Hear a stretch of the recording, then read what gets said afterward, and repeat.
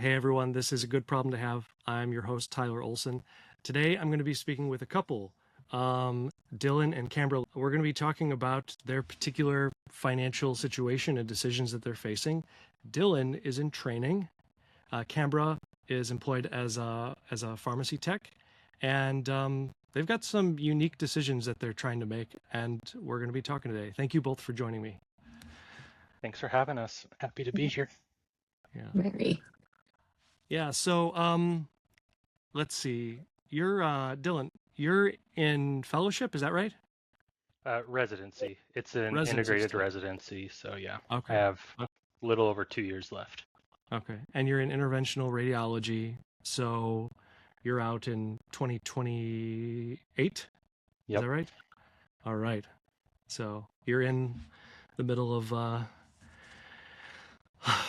learning and low income. Yeah. It's Yeah. been Yeah. lower, but yeah. Yeah. And Cambra, what is it that you do? You're I a am pharmacy tech?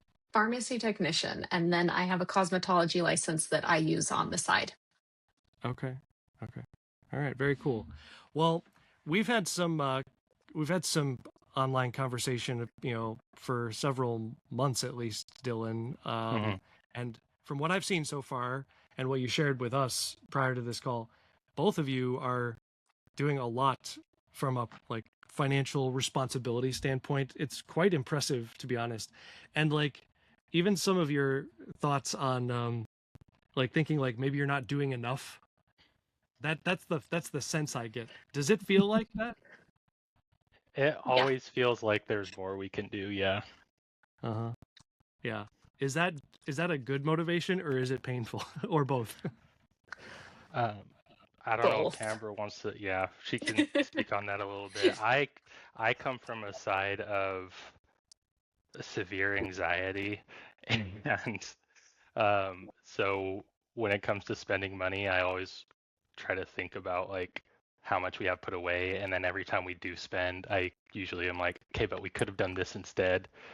And then the month comes to an end and we talk about our money and we're usually fine, and then I just repeat the cycle every other month. Okay. Yeah.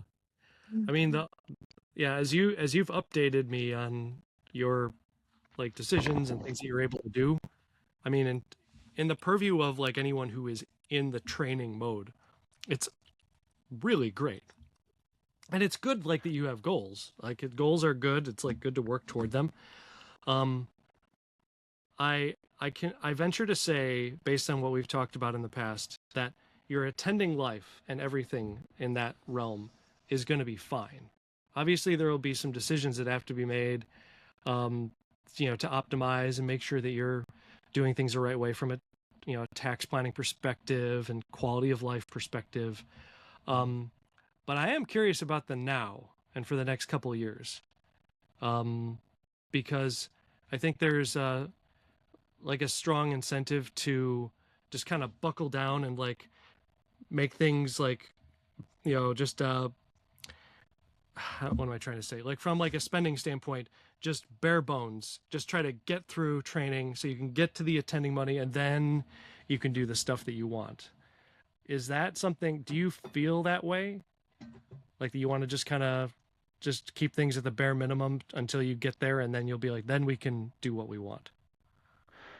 So this is actually kind of a conversation we've had a few times, especially lately, and it all kind of stems from the question of, when we think about these decisions that we're trying to make, we usually will ask 5 years down the road, when we are making attending money, will we look back at this decision and say oh, we shouldn't have done that?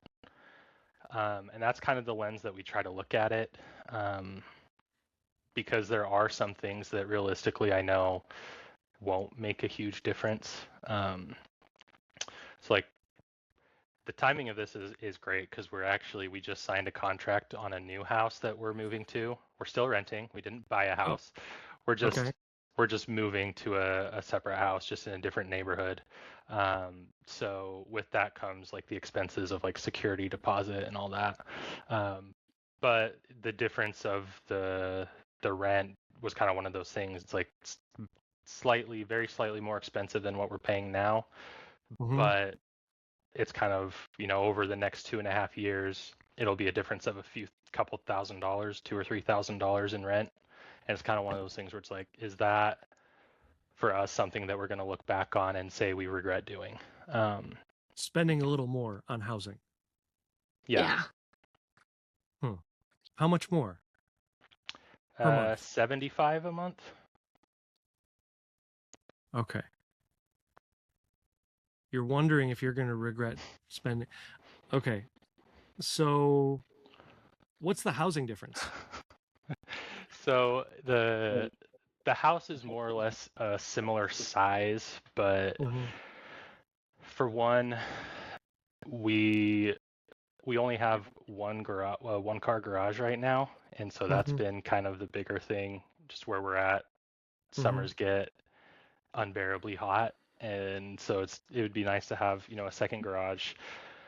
The house we're in now doesn't have any carpet, and for our daughter, that's something that's really important for her to be able to have something to play on.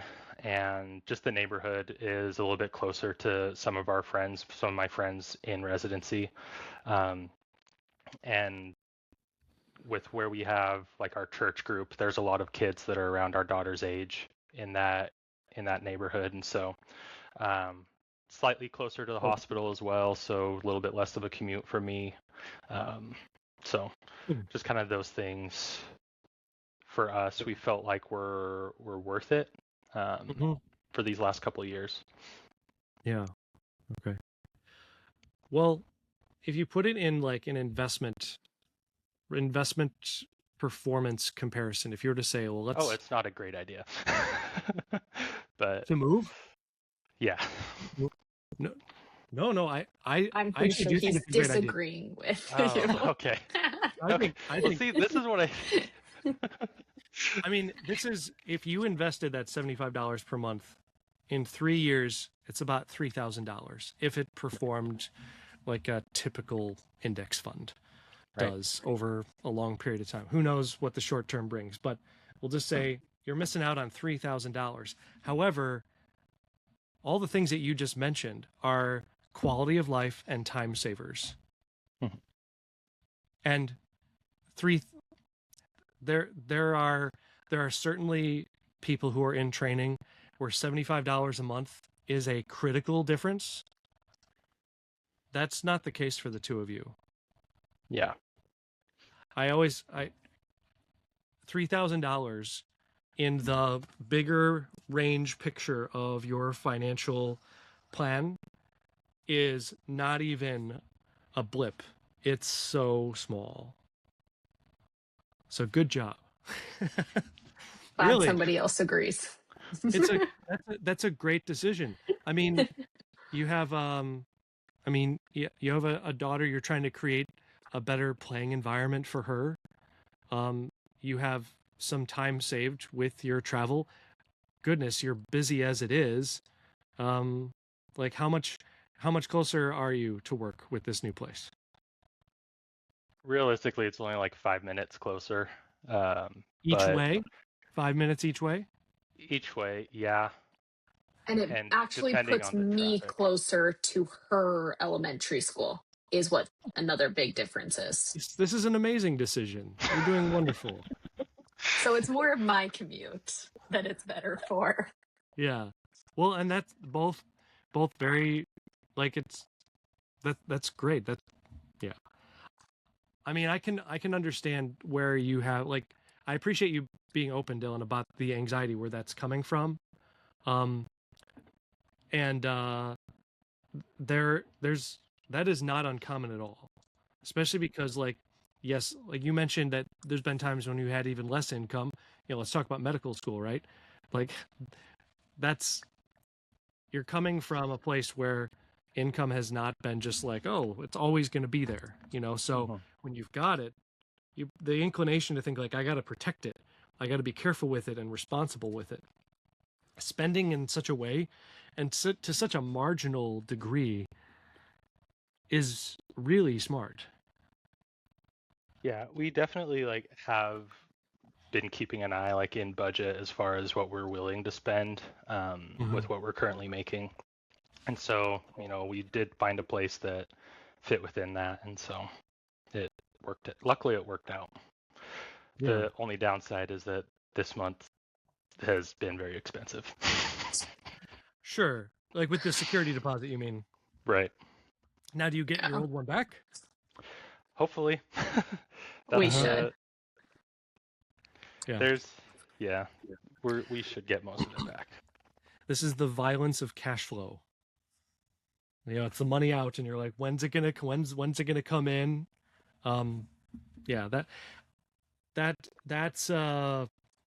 That's actually one of the reasons why, in an ideal situation, and you're not there yet, but you will be someday, where keeping 2 months of expenses in your checking account, and that's in addition to your emergency fund, but 2 months of expenses in the in the checking account is a way to be able to protect against quick cash flow turnarounds. You don't know exactly when it's coming, but you have auto pays coming for your utilities and whatever, phone bill, car payments, whatever that is, on your checking account, and you don't want to be like riding it right to the very bottom for things that you are going to get reimbursed for effectively, but you just don't know when exactly. So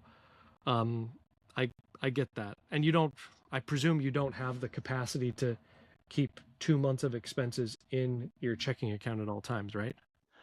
No, not at all times. We usually keep it around 50% of what our month's expenses are. That's I try to kind of keep that as a buffer. And then we have had a good chunk in our savings, but we'll be building that up now. Yeah. Okay. So, something that you both had mentioned to me earlier was, can we spend more? Now, when you asked that, were you talking about this $75 increase in rent? Obviously, that's already happening, and maybe you wanted some confirmation on it. But is there, are you asking about more, like being able to live more, to enjoy a bit more, even while you're on your trainee salary? Is that accurate? Somewhat. I think Cambra can probably speak on this, since part of this involves her. I think this one's mainly he worries when I spend more doing activities of all of the things, of it's like, okay, well, what if we go and do this and this and this? Because a lot of things down here where we live aren't, it does become summer and it's hot outside. Like, we don't have that ability to go to a park and do all of those free things. It becomes indoor activities, which are then a cost situation. Right. And so it's like, how often do we say yes to the going and doing these things versus us being like, oh no, we don't have that additional money to spend and go out and do those things? That's a good question. I usually start these decision conversations with, what is the, what kind of outcome are you looking to achieve with a given experience? And I'll give you an example of what I mean, because I've got a kid who is very active, and we're kind of in a flip-flop situation, because in the wintertime, it's harder to be outside. We still do it, but good Lord, trying to get clothes on a kid in the wintertime is something, right? So what we've done this past year, we tried it out, and he's enjoyed playing pickleball. He's young, but he likes hitting it around with me. And so what we did is we found a place nearby that's indoor, and it's like $15 every time we go. And I was like, okay, what are we getting from this? Physical activity, which is very important for him. And I think for people generally. It's physical activity for me too. We get to have fun, and it's some time just to go out and do something. And, I think it's good developmentally for him too, learn rules of a game, etc. So in our mind, that cost and the outcome were well worth it. What sort of outcome are you looking for with a given experience that you're talking about, Cambra? I think it's kind of the same thing is up until very recently, like I worked from 10 to 6 o'clock. So by the time I got our daughter from school and I got off work, it was like, okay, let's eat dinner, take a bath, take showers, have a quick second, and it's bedtime. Mm-hmm. And so it really is like Saturdays are our days, the weekends are our day to go out and do something and be like present and involved in her life. And especially where Dylan's getting ready to take a big exam, like it is kind of like, let's get out of the house, let's go do something because dad needs to be here to study. And it's Mm-hmm. just a lot of weekends, it's just me with her. And so it's like, let's try and do something fun. Let's get out of the house. Yeah. Right. So, And like, are you thinking things like kids museums and like indoor yeah, gymnasiums and stuff like that? jump parks and play places, Yeah. things that we go and do. Yeah. Yeah. There's a place like that called Lava Island that I know is a big draw around here. So, okay. Well, I mean, how much have the two of you spoken about dollar amounts? Be like, hey, this is because if this were me, if I were in your shoes, Dylan, I would be like, okay, this is a part of my career requirement. I've got work during the week, and then I also have studies in the afternoon. I would be, kind of like how you had to pay tuition to go to medical school. It's almost like, okay, we need to pay some money so that you can study in quiet while the family gets what they need. How much is that worth with your budget? Yeah. I don't think we haven't had specific dollar amounts, but one thing we have talked about and Cambra kind of alluded to, I don't think she mentioned it, but she just recently went down to more part-time for her job. Mm-hmm. So she actually only works up until our daughter gets off of school now.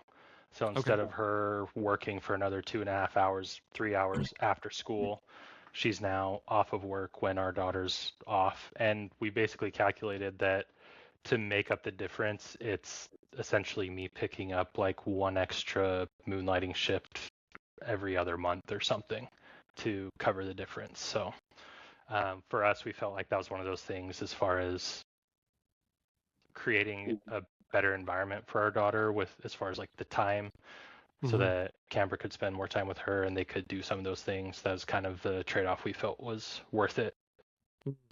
Yeah. Yeah, that makes sense. Was the income that you shared with me, Cambra, is that reflective of that more part-time work So now? my Not part-time yet. work actually just started yesterday. Oh, wow. Okay. So that is my full-time income. I'm only going down 11 hours per week. Oh. So I dropped from 40 hours to 29 hours per week. Okay. So that's a reduction of 1,100 pre-tax per month. Yeah. Sounds about right. So is the spending decision, I mean, it's already happening, the reduction. Yeah. And are you then subsequently wondering, can we withstand like more outbound cash flow, cash out in order to pay for activities in addition to this $1,100 reduction in income? Yeah. And like Dylan said, the reduction in my income is the difference of him picking up either one remote shift per month or a away shift every 3 months. And that would cover the balance of what I'm losing out on. Right. Okay. So we technically, like, we can replace my side of the income fairly easily. Okay. Is that something that you want to do, Dylan? I will do it. It's not, it's not necessarily that it's not something I don't want to do. It's kind of one of those things where it's like, yes, it's extra work to do a bit more moonlighting, but as far as the quality of life for our family, this being like primarily geared towards primarily helping Cambra with her, whatever she needs to do with her life, having the extra 3 hours to help around the house and to help with our daughter, and then for our daughter as well, so that she can have full attention when she's home from school. For me, it's just one of those things where it's like, it's worth the extra shift. It's worth the extra, few hours. Like, yes, I might be MIA for a little bit, but if it gives all of us more time and freedom the rest of the month, it's worth it for me in that aspect. Yeah.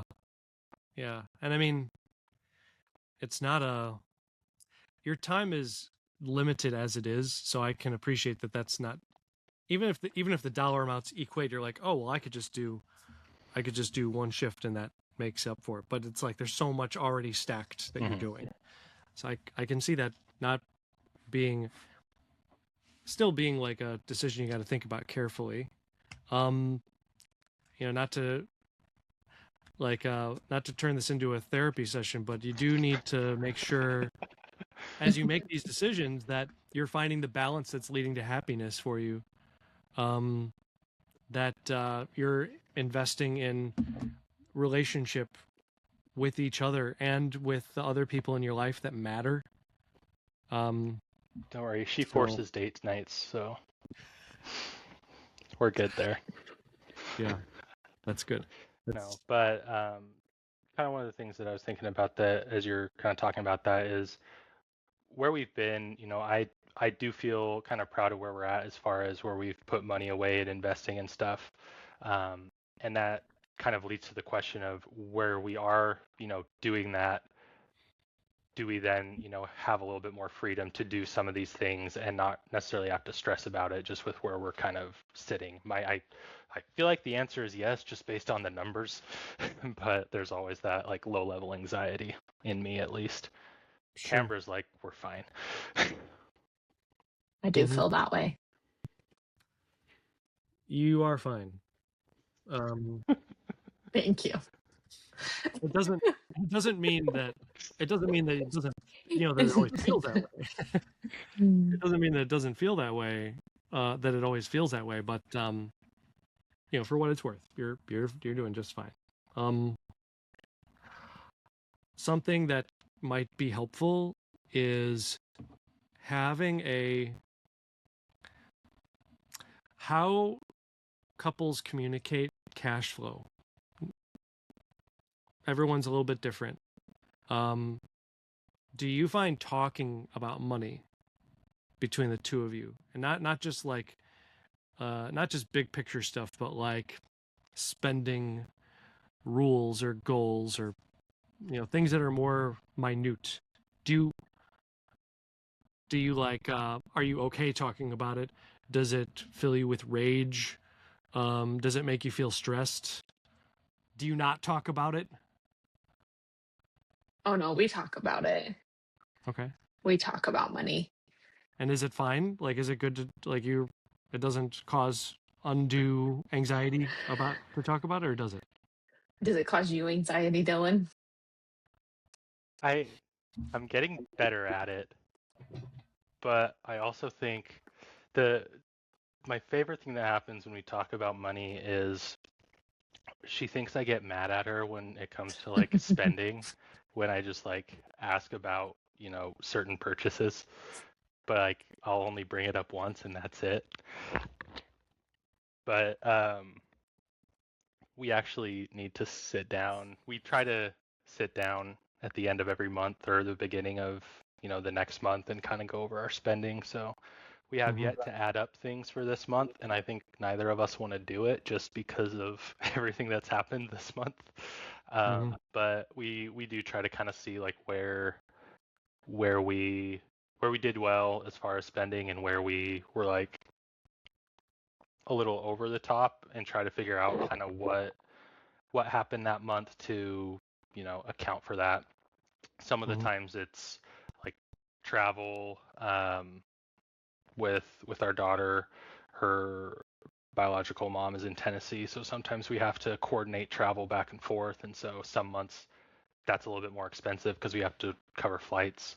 Sometimes we have family visit, and they want to, go out to eat and do a lot more things than just stay at home and do that. But we've been pretty open. I don't think we've had any big arguments about money yet. I don't know. Do you think? No. Okay. So I'm thinking about my brain is going to the, can we spend money on activities for the kid when it gets hot thing. And something as a result of a conversation that you two have, you could potentially arrive at a number that is available specifically for these extracurricular activities. And every family dynamic is different, but for what it's worth, I'll share with you what we do for this very thing.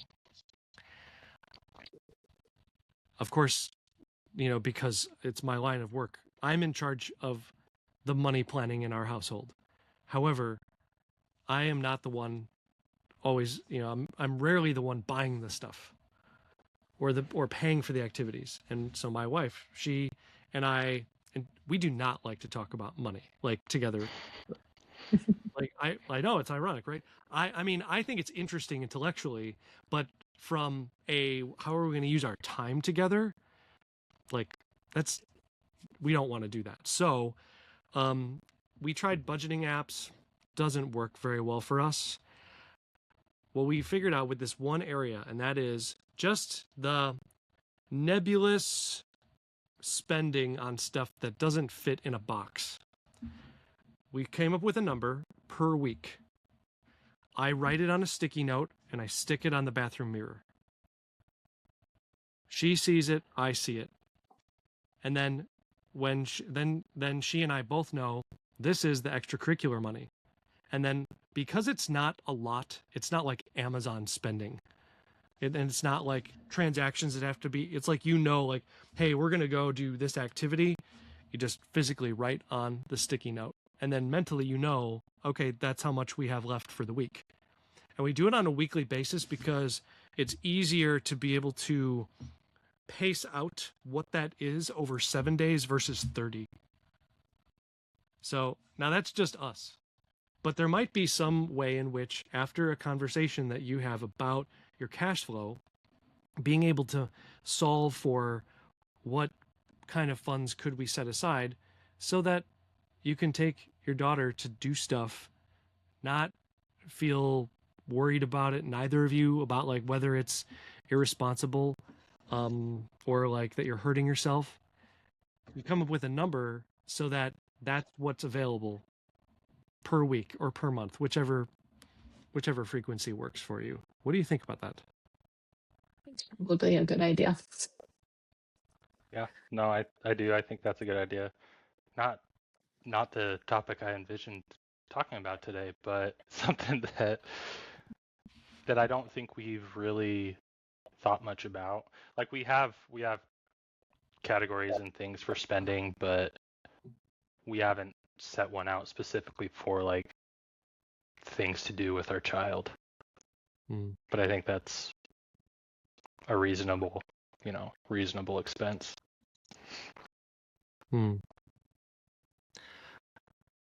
What did you want? What did you expect us to be talking about today? Because maybe there's something else. No, like the topic like is fine, but like just specifically like fixating on spending categories, like category of activities to do with the child was not necessarily on the bingo card. But yeah. I mean, it's typically the ones that you're not thinking about that are probably the better ones to focus on. Well, you have to, you've got 30 months of this reality. And how 27. Do you want to 27 months. On the countdown. That I'm counting.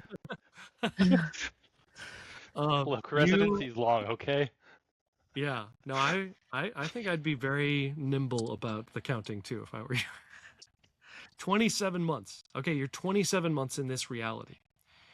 The questions that I think are important to ask ourselves when we're in a time frame that is temporary and hard, I think a good question to ask ourselves is, how do I want to feel about myself and the people that I love by the time I get to that point?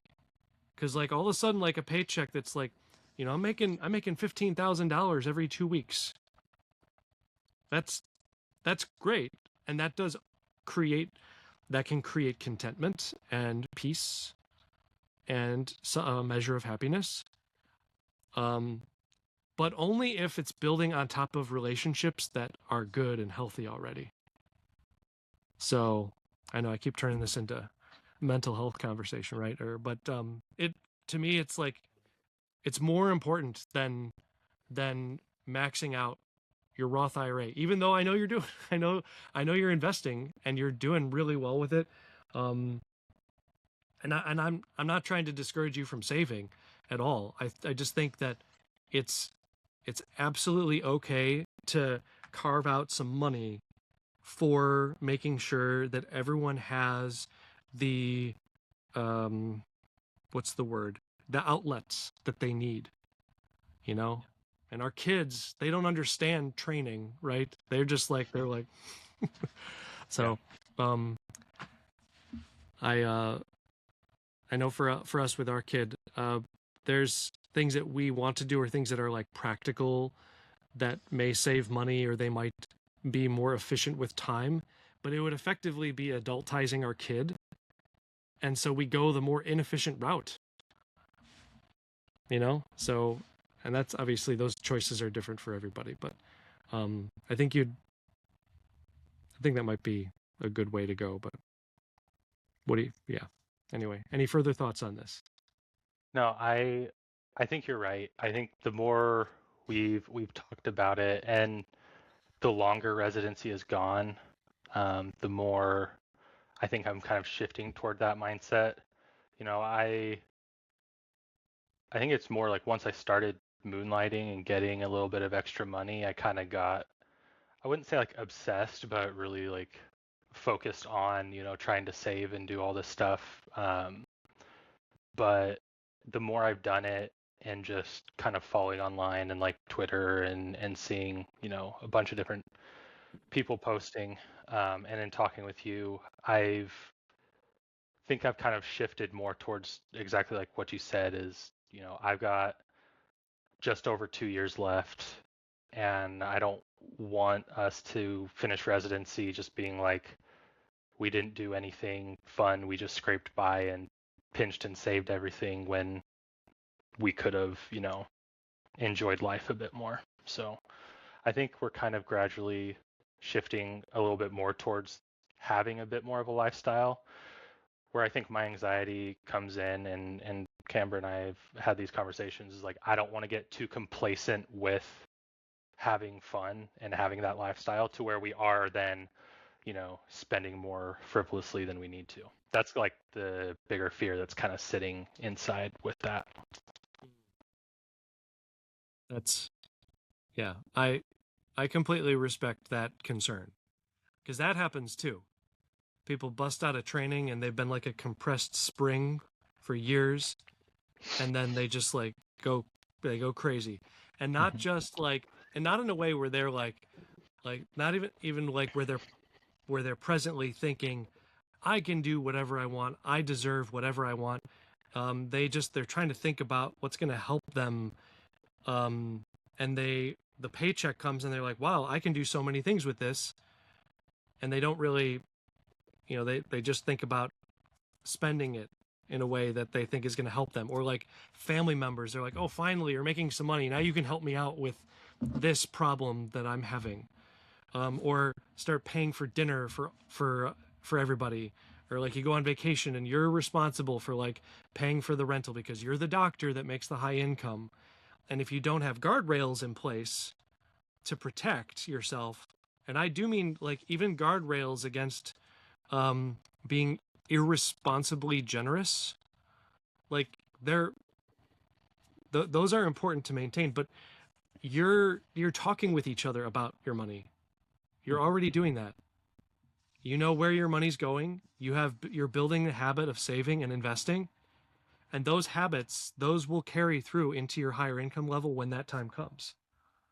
So, I to for whatever it's worth, I see what you're doing so far, and I think that the risk of that happening in your case is very low because of the habits that you're building.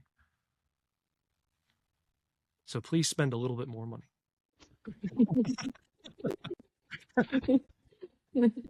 It's a problem that you said that on air, because now she can just pull this up whenever she wants and say, look, he said to spend more. I can justify it. She's going to find the YouTube video or the podcast and just skip to this and be like, hey, look, he said to spend more. You can do it. But yeah. Just make sure that it's as a result of a conversation having looked at your cash flow. And speaking of cash flow, your spreadsheet, wow, very diligent. I'm a radiologist at heart. Yeah. It's intensive. Do you think that a budgeting app like Monarch would be useful to you? So we actually tried Monarch for a little bit. Not good.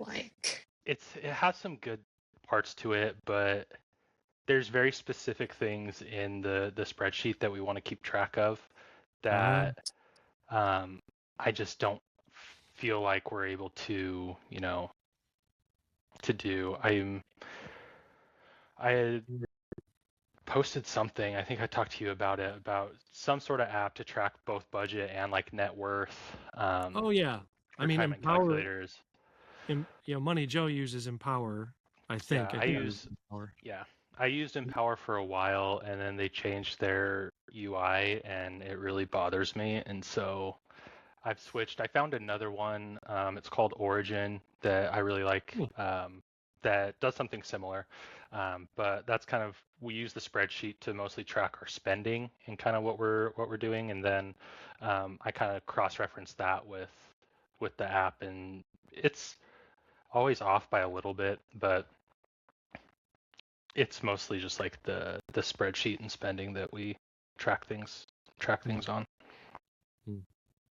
Okay. Well, good. If you find something that works for you, that's great.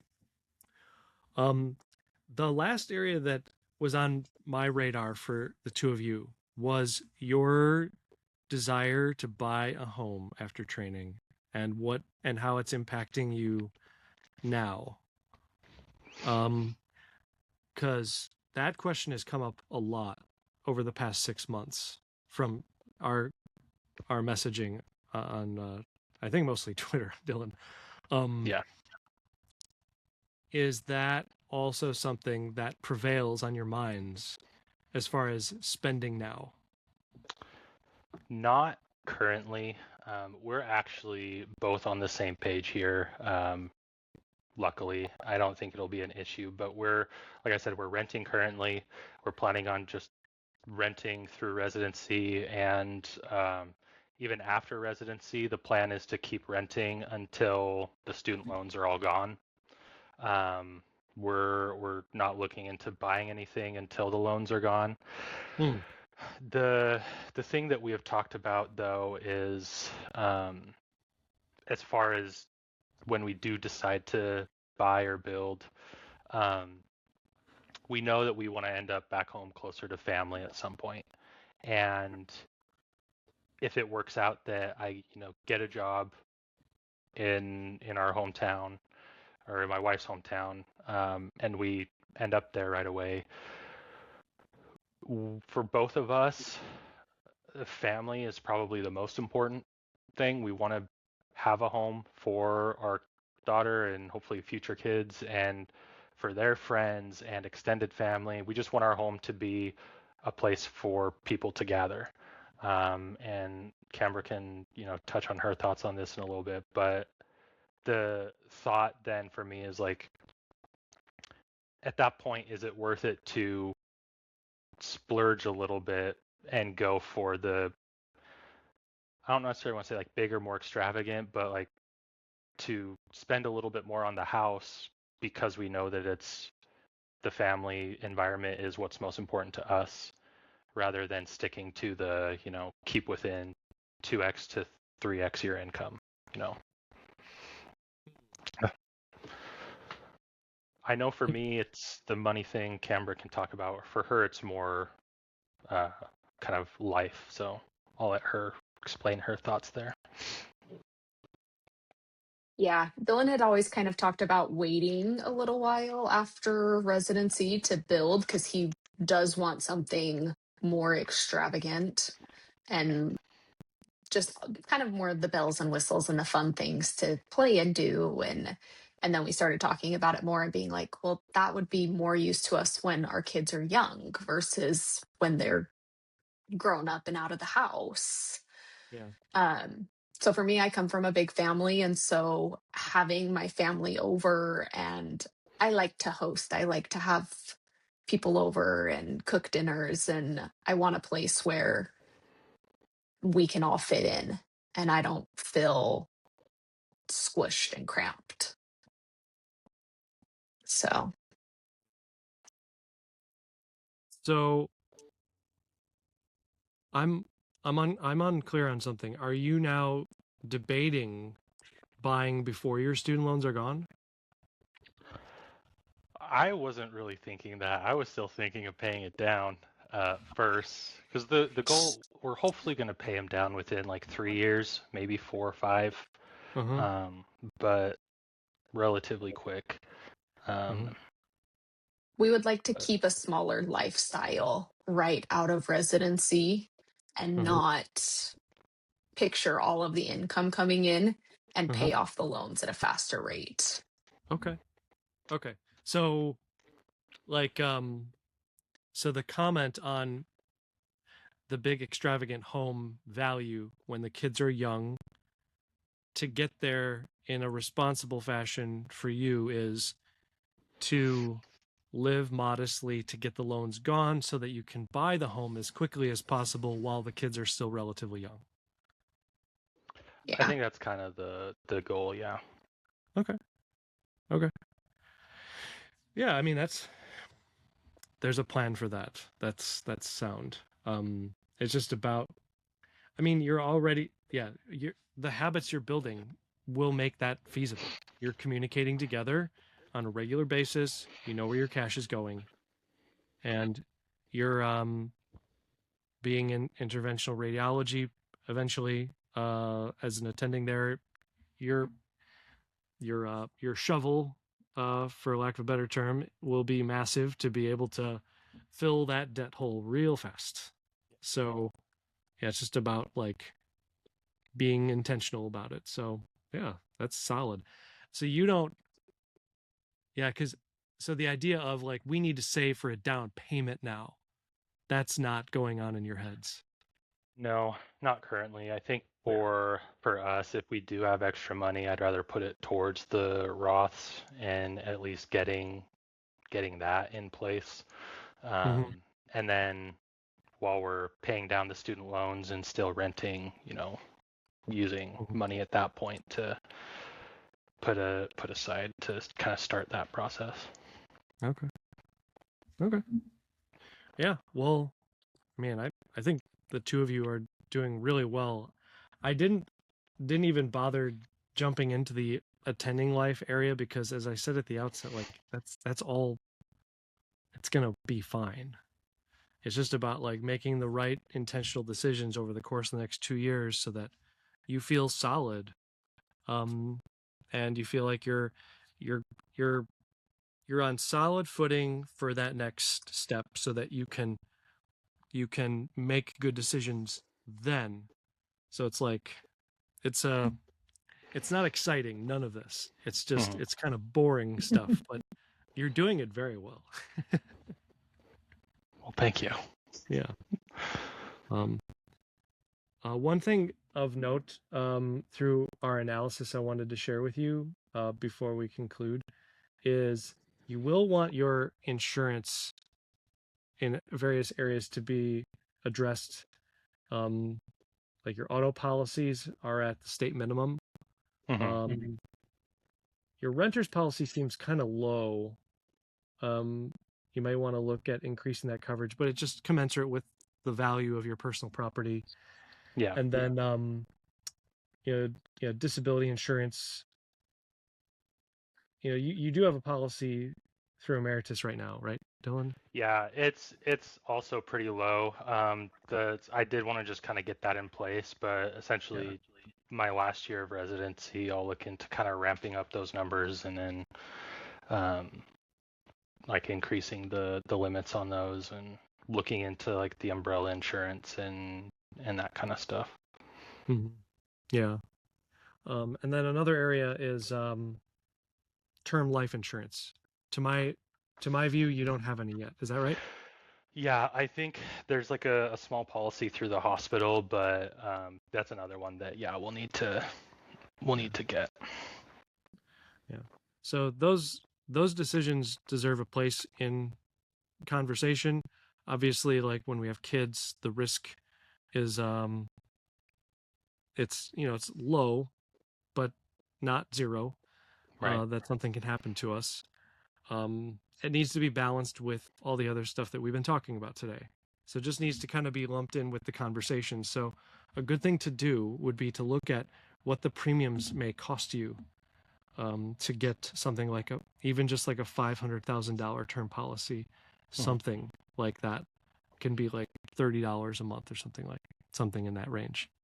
And you can, with your spreadsheet, you could put it in as this is a potential cost. How does it look for us to absorb that? So, and then that kind of competes with the extracurricular activity budget. And if it's all in the same place, then the two of you can come to some decisions that allow those all to fit together. Yeah. No, that sounds good. I think that's something that we'll sit down and talk about. Yeah. And you know where to find me. You can ask me questions anytime. Oh, I know. I have too many forms of contact. I can bug you. In so many different ways. No. Well, it's a good thing I like you both. I do enjoy talking with you. There's still time. So, well, I appreciate you both taking some time to speak with me today on these topics. Yeah. Did we cover? Was there any other questions that you wanted to address? Because we can talk further if you want. Cambra? I'm okay. Okay. I feel like we're financially okay. You're the one that stresses out a little bit more. That's fine. No, I think we're good. I think we touched on a lot of it. Just need a grown up to tell me that I'm doing fine. An adultier adult. Well, yeah, I'm still a kid at heart. I just put on my adult hat today. Fine, how it should be. Yeah. All right, Cambra, Dylan, thank you so much for joining, and we'll talk to you soon. Thanks for having us.